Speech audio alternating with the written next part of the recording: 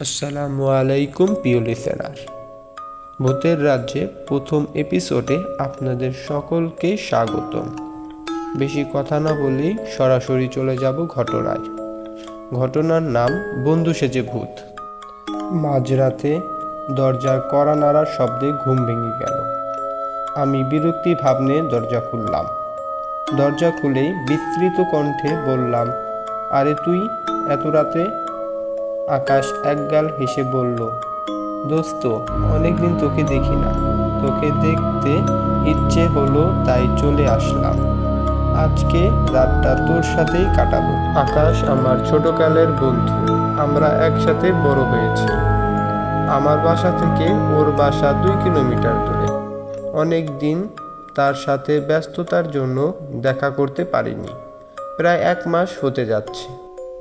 আমার সাথে শুধুমাত্র দেখা করার জন্য এত রাতে চলে আসবে, বিষয়টা ভাবতে পারছি না। এই না হলে বন্ধু, তুই কি বাহিরেই দাঁড়িয়ে থাকবি? ভিতরে আস, গল্প করি 2 বন্ধু মিলে সারা রাত।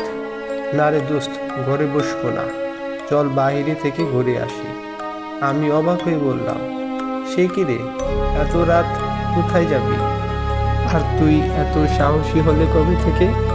কিছুদিন আগেও না সন্ধ্যার পর তুই ভূতের ভয়ে বাসা থেকে বাহির হতি না? এখন কি আর সেই দিন আছে? চল বাহিরে চল। আকাশ এক গাল হেসে উত্তর দিল, আকাশে কি সুন্দর চাঁদ উঠেছে, তাই না রে আকাশ? আচ্ছা, তোর কি হয়েছে বলতো? আসবার পর থেকেই এত চুপচাপ কেন? আকাশ মৃদু হেসে বলল, না এমনিতেই। এখন এত ভাবছি একাই থাকবো। সন্ধ্যায় সময় টিউশন নিয়েছি, সারা রাত ছিলামও একা। কিন্তু এখন খুব বেশি ভয় করছিল, তাই তোকে ডেকে নিয়ে আসলাম। আমি আবারও অবাক হয়ে বললাম, একা ছিলি? ভয় করছিল? এগুলো মানে কি? তুই সারা রাত কোথায় ছিলি? বাড়ির বাইরে? কেন, বাসা থেকে কি তোকে বের করে দিয়েছে? না রে, বাহির করবে কেন? আমি নিজেই বের হয়ে এসেছি। কেন? আকাশ আমার হাত ধরলো, দোস্ত আমার বাসায় একটু যাবি? আম্মু আমার জন্য খুব কাঁদছে। আম্মুকে বলে দিয়ে আসবি আমি ভালো আছি, খুব ভালো আছি, আমার জন্য কান্নাকাটি না করে। আমি অবাক হয়ে বললাম, আমি তো তোর কথাবার্তা কিছুই বুঝছি না। কি সব বলছিস? বাসা থেকে কেন বের হয়ে এসেছিস? কি হয়েছে? চল তোকে বাসায় দিয়ে আসি। না রে দোস্ত, আজকে আর বাসায় যাব না, পরে আরেকদিন বাসায় যাব। তুই একটু যাবি দোস্ত? আম্মু খুব কান্নাকাটি করছে। বলেই আকাশ আমাকে জড়িয়ে ধরে কান্না শুরু করলো। এখন রাত 3:30 বাজে। আমি আকাশের বাসার সামনে দাঁড়িয়ে আছি। আকাশকে কিছুতেই আনা যায়নি। ওকে বলেছি, তুই গিয়ে আমার রুমে বস, আমি খালা আম্মাকে বলে দিয়ে আসছি তুই আমার কাছে আছিস, ভালো আছিস। সে তাও করে নাই, রাস্তায় দাঁড়িয়ে আছে। আমি খালা আম্মার সাথে কথা বলবো, বাহির হব, তারপরে সে আমার সাথে আমার বাসায় যাবে। কি হচ্ছে কিছুই বুঝছি না। আকাশের কান্নাকাটির জন্য বাধ্য হয়েছি এত রাতে আকাশের বাসার সামনে আসতে। আমার নিথর পাথর হয়ে দাঁড়িয়ে আছি আকাশের বাসার সামনে। খালা আম্মাকে ডাক দিলাম। খালা আম্মা বেরিয়ে আসলো। খালা আম্মা বেরিয়ে এসে আমাকে জড়িয়ে ধরে আঁচল ধারায় কাঁদছে। আমি খালা আম্মাকে কি বলে সান্ত্বনা দেব বুঝতে পারছি না। আমার কাছে সব কিছু এলোমেলো মনে হচ্ছে। পুরো বাড়ি জুড়ে কান্নার শব্দে ভেসে বেড়াচ্ছে। বাড়িতে অনেক মানুষ, পুলিশও এসেছে। আকাশের লাশ নিয়ে যাচ্ছে। আজ সন্ধ্যায় আকাশ তার রুমে গলায় ফাঁস আটকিয়ে আত্মহত্যা করেছে। আমার আস্তে আস্তে বোধ শক্তি লোপ পাচ্ছে। এ কি শুনছি আমি তাহলে এতক্ষণ কার সাথে ছিলাম? আকাশ হয়তো আমার বাসা থেকে ওর বাসায় নিয়ে আসলো। ওর বাসার সামনে এসে ওর মাকে ও যে ওর বাসায় আসবে না তাই বলতে বলবো। এ কি হচ্ছে? আকাশের লাশটি পুলিশের গাড়িতে তোলা হচ্ছে। শেষবারের মতো আকাশকে দেখছিলাম আমি। আমার সমস্ত পৃথিবী দুলে উঠল। মনে হচ্ছে সবকিছু দুলছে চোখের সামনে থেকে, আস্তে আস্তে সব দূর হয়ে যাচ্ছে। আমি আস্তে আস্তে অন্ধকার একটা জগতে হারিয়ে যাচ্ছি। দূরে কে যেন কান্না করছে, তার মাঝে সে বলে উঠছে, আম্মুকে বলিস আমি ভালো আছি, আম্মুকে বলিস আমি ভালো আছি। আস্তে আস্তে এই শব্দটা জঙ্গলের মাঝে হারিয়ে গেল। এই বলে তিনি তার ঘটনা শেষ করেন। ঘটনাটি আপনার কাছে ভালো লেগে থাকলে অবশ্যই চ্যানেলটিকে সাবস্ক্রাইব করবেন এবং এই ঘটনাটিকে বেশি থেকে বেশি শেয়ার করবেন।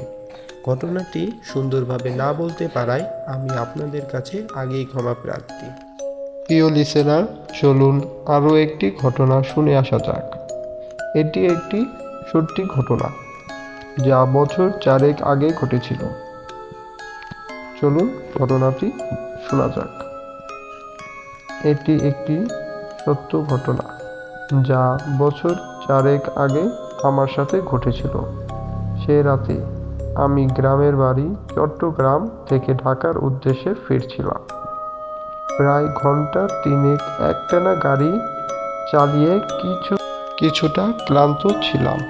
দুর্ঘটনার চিন্তায় এক মুহূর্তের জন্য অসতর্ক হইনি। তখন রাত 2টা বাজে। এত রাতে ঢাকায় ফেরার মূল কারণ, তারপরের দিন সকাল 10টায় আমি অফিসে একটি জরুরি মিটিং আছে। যাই হোক, আসার পথে খাজা বাবা নামের একটি জায়গা পড়ে। সেই জায়গা নিয়ে অনেক কুসংস্কার রয়েছে। সেই জায়গায় নাকি প্রচুর পরিমাণে দুর্ঘটনা ঘটে। চলার প্রায় গাড়ি ব্যালেন্স হারিয়ে ফেলে অথবা ব্রেক জ্যাম হয়ে যায়, ইত্যাদি ইত্যাদি। রাস্তা মোটামুটি ফাঁকা ছিল, শুধুমাত্র রাস্তায় কিছু ট্রাক আর গুটি কয়েক প্রাইভেট কার ছিল। আমি অনুমোদিত 70 থেকে 80 কিলোমিটার বেগে গাড়ি ছুটাচ্ছিলাম। রাস্তার উপরে তীক্ষ্ণ নজর। হঠাৎ একটি মোড় ঘোরার সময় আচমকা দেখলাম একটি লোক রাস্তার মাঝখানে দাঁড়িয়ে আছে। লোকটির পরনে একটা ছেঁড়া ফেটা হাফ প্যান্ট, গায়ে কোনো কাপড় নেই, মুখে জঙ্গলের মতো দাড়ি, চোখগুলো আলো পড়ে ঝিকমিক করছে। হলদে দাঁতগুলো দেখে অন্য সময় হয়তো ঘৃণা লাগতো। কিছুক্ষণের মধ্যে আমার গাড়ি তার গিয়ে আঘাত করবে, অথচ মুখে হাসি নিয়ে তাকিয়ে আছে আমাদের গাড়ির দিকে। ক্ষণিকের জন্য স্তব্ধ হয়ে গেলাম। ব্রেক চেপে ধরবো যে সেই চিন্তাও তখন মাথায় আসছিল না। সত্যি করে বলতে গেলে সেই স্পিডে গাড়ি চালাচ্ছিলাম, সেই স্পিডে ব্রেক করলেও তা ওই লোকটিকে সজোরে ধাক্কা দিতে। নিজেকে ফিরে পেলাম, প্রাণপণে ব্রেক চেপে ধরলাম, কিন্তু শেষ রক্ষা আর হলো না।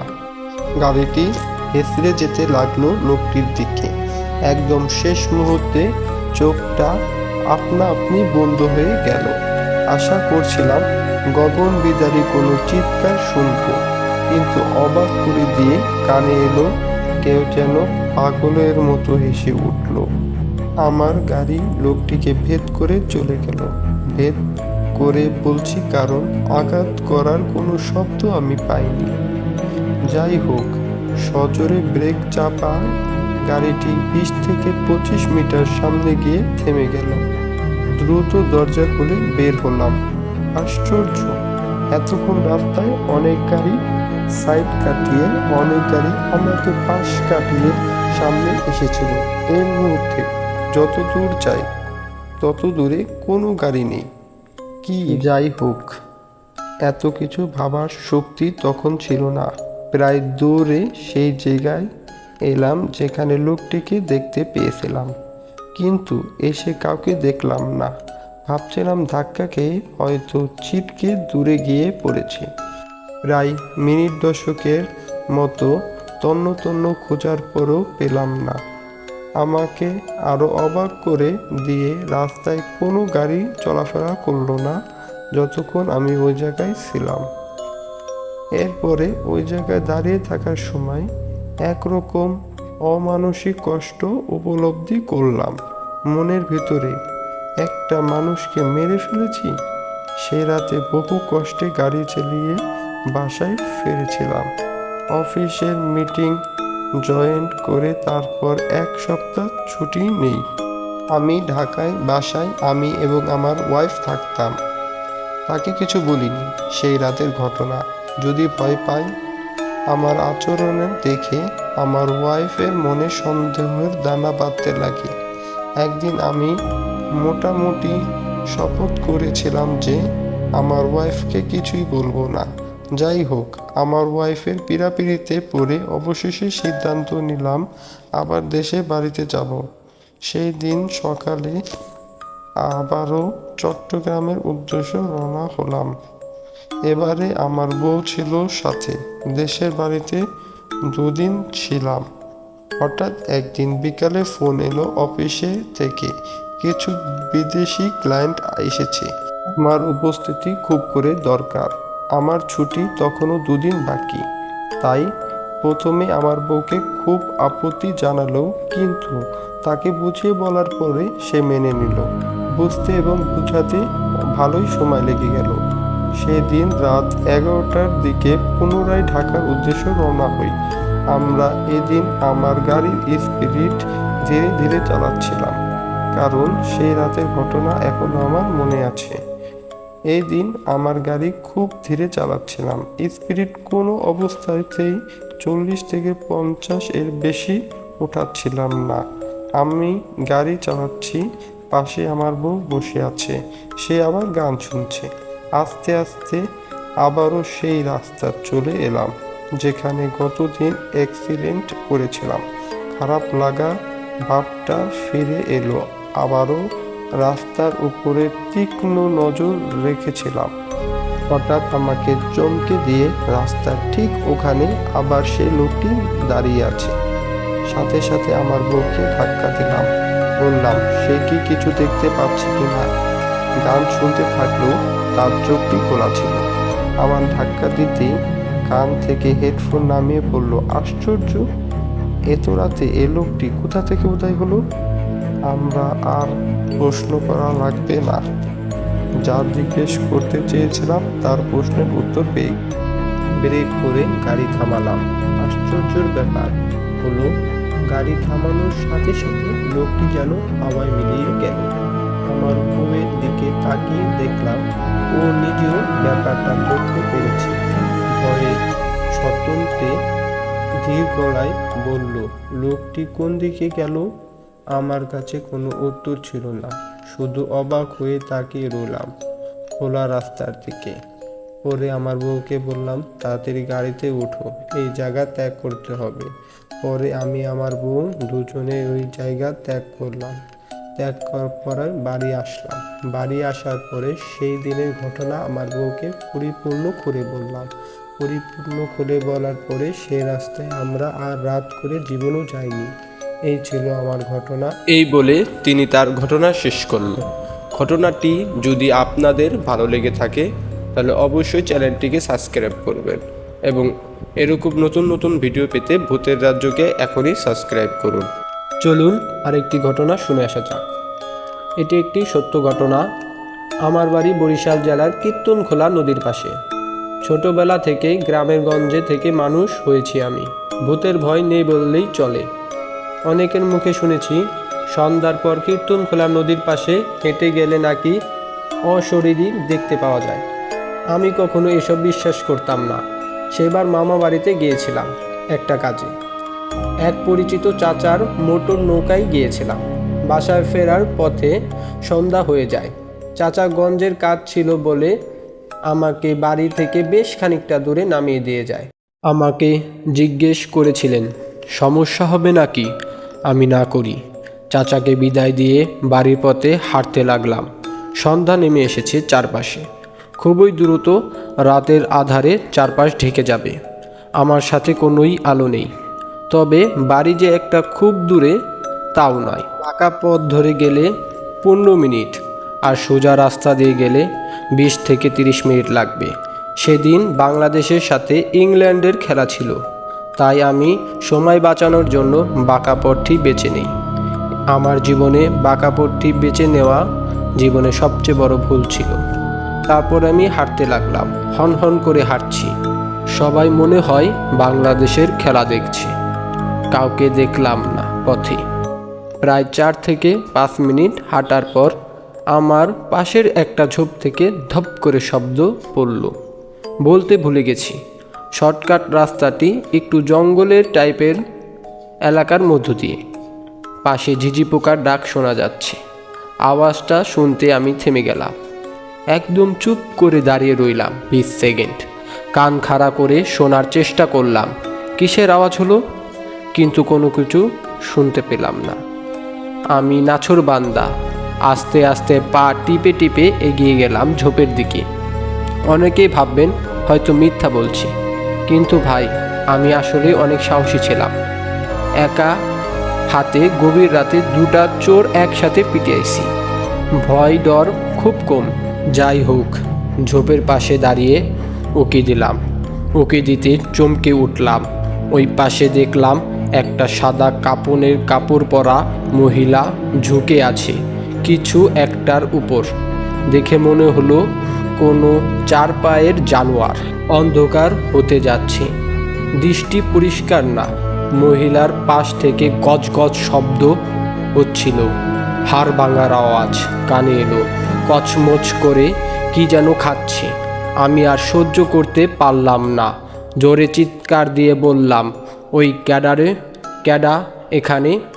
সাথে সাথে পাই করে আমার দিকে ঘুরে গেল মহিলাটা। আমি ওই চেহারাটা আর জীবনও দেখতে চাইব না। সেই রাতের বিভীষিকাময় একটি চেহারা দেখতে পেলাম। চেহারাটা দেখার সাথে সাথে মনে হলো কলিজাটা এক লাফ দিয়ে গলায় উঠে গেল। বহু কষ্টে নিজেকে দাঁড় করিয়ে রেখেছি। আমি যা দেখলাম তা আমি জীবনে দ্বিতীয়বার আর দেখতে চাইব না। মহিলাটার বয়স বুঝতে পারিনি, তবে সাদা চুল, সাদা কাপড় এবং সারা মুখে লেগে থাকা রক্ত এবং সামনে পড়ে থাকা একটি মাঝবয়সে ষাঁড় গরু মৃতদেহ দেখে কিছু বুঝতে বাকি রইল না।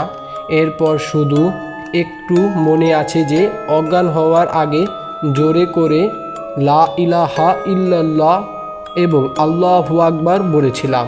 মহিলাটার চোখের পলকে মরা গরুটা রেখে আমার দিকে এগিয়ে এলো। তারপর আমার কিছু মনে নেই। জ্ঞান ফেরার পর নিজেকে আবিষ্কার করি আমার বাড়ির উঠোনে। সামনে এলাকার সব মুরব্বি এবং গঞ্জের বড় হুজুর বসে আছে। ওনাদের কাছে শুনতে পাই রাতে রাস্তার দিকে ফেরার সময় আমার বাড়ি থেকে 3 বাড়ির পরে রহমত আলী চাচা আমাকে দেখতে পান। তারপর আরও মানুষের সাহায্যে আমাকে বাসায় নিয়ে আসেন। আশ্চর্যের ব্যাপার যে সেদিন আমার থেকে একটু দূরে একটা খাওয়া মৃত গরু পাওয়া যায়, যার দেহের শরীরে বাকি অংশ পাওয়া গেলেও মাথা থেকে পেট পর্যন্তই কিছু ছিল না। এই ছিল একটি সত্য ঘটনা। ভালো লাগলে প্রিয় লিসেনাররা কমেন্টে বলবেন, ভালো না লাগলেও প্রিয় লিসেনাররা আপনারা কমেন্টে জানিয়ে দিয়ে যাবেন। চলুন আরেকটি ঘটনা শুনে আসা যাক। ঘটনার নাম ফিরে আসা। অনেক দিন পর ব্যাট করতে নামার ফলে একটু টেনশনে ছিলাম। তাও বল করছে আমাদের গ্রামের স্বরূপ। প্রথমে ব্যাট করে অন্য দল এত রান করেছে যে তার অর্ধেক করতে পারলেই পুরো ম্যাচটা জিতে গেছি।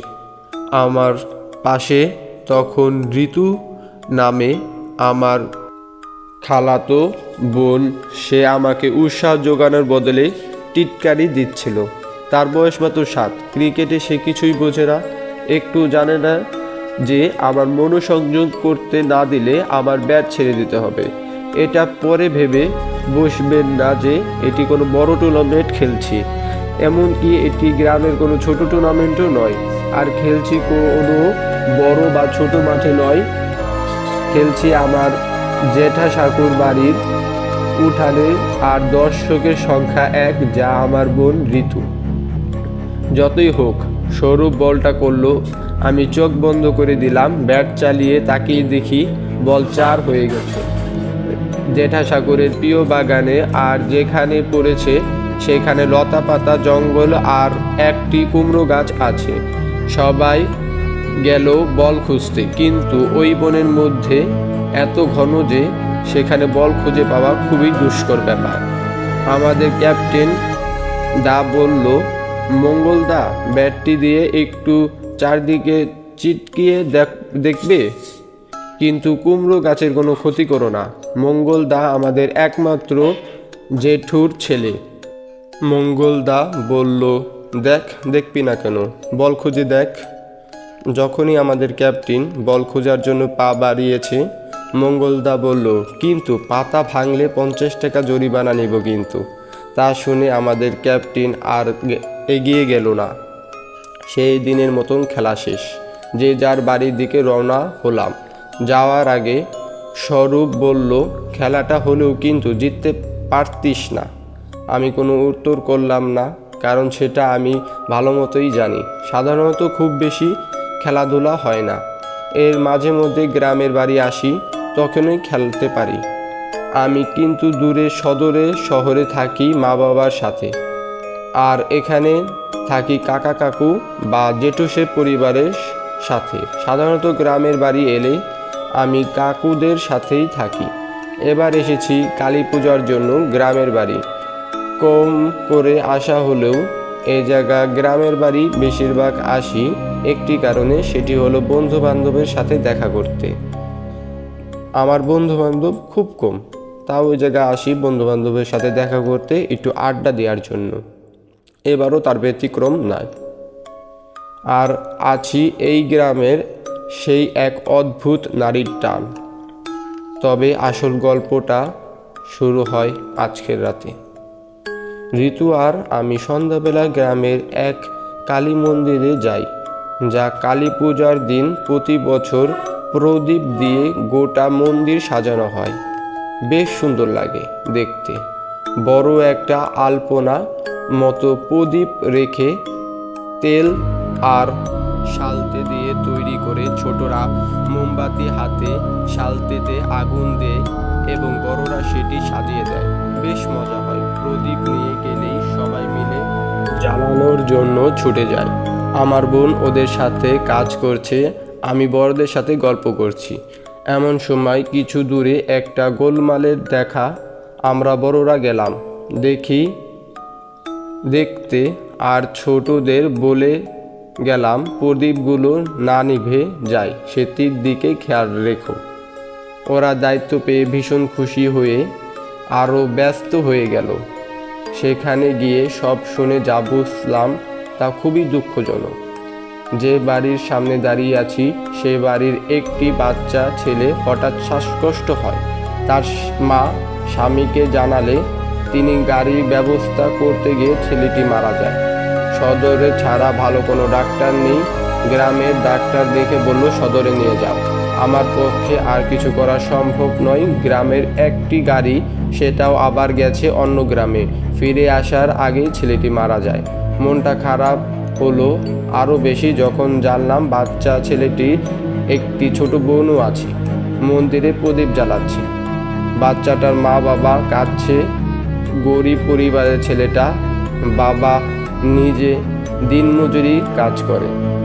যাই হোক, বাচ্চাটার ছোট বোন এলো, এসে খুব কাঁদতে লাগলো। সে বলল, ভাই উঠো, কাল ভাইফোঁটা, তোর জন্য নতুন জামা খেলনা কিনেছি। আর থাকতে পারলাম না, দূরে সরে গেলাম ঋতুকে নিয়ে। বাড়ি ফিরে সেদিনের মতো কেটে গেল সময়টা।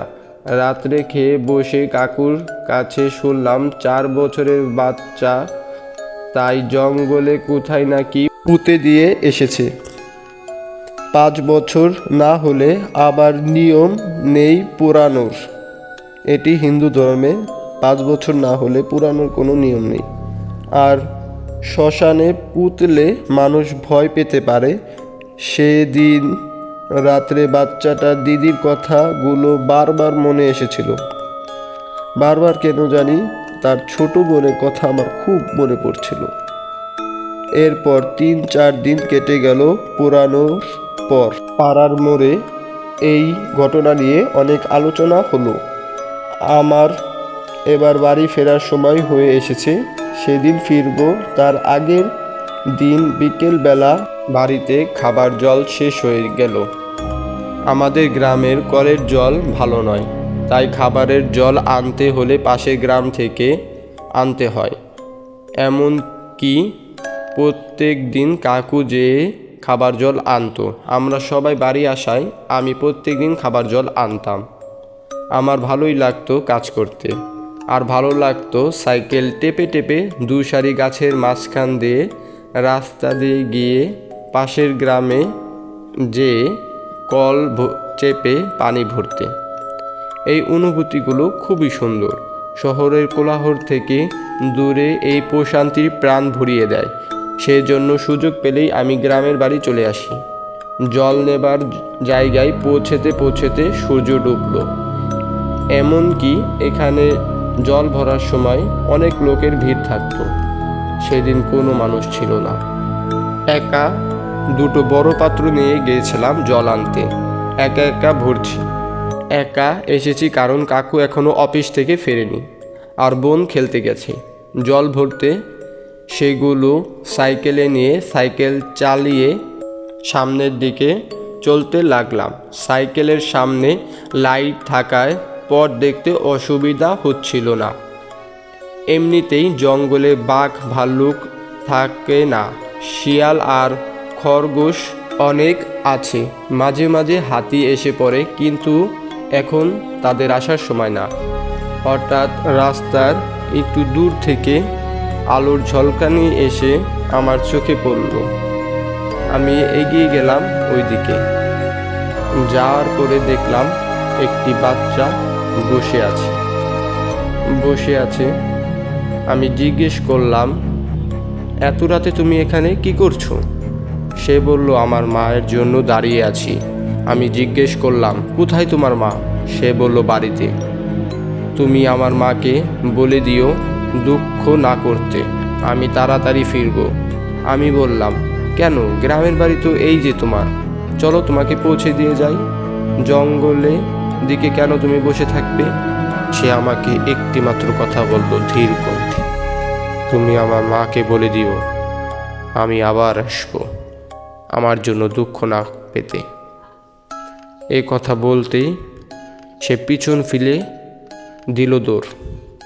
আমি কিছুই বুঝতে পারলাম না, মাথা মুন্ডু সব কিছু আমার মাথার উপর দিয়ে চলে গেল। এত ঘন জঙ্গলে কেন সে দৌড় দিল? আমিও ভয় পেয়ে জঙ্গলের দিকে যাওয়ার সাহস পেলাম না। ভাবলাম, কিসের জন্য ও জঙ্গলে ফেলে দৌড় দিল? যদি আমি জঙ্গলে ফিরে যেতাম তাহলে আমার কোনো বিপদ হতে পারত। আবার ভাবলাম, কোনো মানুষের মতলবও থাকতে পারে। বাচ্চাটার পিছনে গেলে হয়তো আমাকে না চোরের পাল্লায় পড়তে হয়, কিন্তু সাথে কিছু ছিল না, তাও কে ডেকে আনে বিপদ আনতে চায়। পরের দিন আমি মা বাবার কাছে ফিরে গেলাম। তারপরে কলেজে পড়ার জন্য কলকাতায় ভর্তি হয়ে সেখানেই চলে গেলাম। মা বাবার সাথে দেখা হয়নি, পড়ার চাপে যাওয়ার ফলে আর গ্রামের বাড়িও আসা হয়নি। অনেক দিন পর গ্রামের বাড়ি আসা হয়। বিকালে গ্রামে ঘুরতে বের হলাম। অনেক দিন পর সবার সাথে দেখা হলো, অনেক গল্প হলো। আগের বারের সেই ক্রিকেটের গল্প হতেই হঠাৎ মনে পড়ল সেই সন্ধ্যার বাচ্চাটি মারা যাওয়ার কথা। জিজ্ঞেস করলাম, ওদের বাড়ির সবাই কেমন আছে? ওরা বলল, ছেলেটা মারা যাওয়ার পরের বছর ওদের বাড়ি আরও একটি ছেলে জন্মগ্রহণ করে। অবাক করার কাণ্ড জানিস, সেই ছেলেটা হুবহু ওর মৃত দাদার মতন দেখতে। কথাটা শোনার পর আমার কানে সেই দিন রাস্তায় ছেলেটার কথা মনে পড়ল। ভেসে উঠল একই কথা, তুমি মাকে বলে দিও আমি তাড়াতাড়ি ফিরব। এটি ছিল ফিরে আসা গল্প। গল্পটিতে বেশি ভয় না থাকলেও গল্পটিতে একটি কথা, সেটি হলো আশ্চর্যের ব্যাপার রয়েছে। এই গল্পটার সাথে সাথে ভূত রাজ্যের প্রথম এপিসোডটি সমাপ্ত হচ্ছে। আমি বিশ্বাস করব আমার পরবর্তী ঘটনাগুলো আরও ভয়ানক হবে ইনশাল্লাহ, যদি আপনি পাশে থাকেন। আজকে আর নয়, আসসালামু আলাইকুম বলে আজকের ঘটনা শেষ করছি।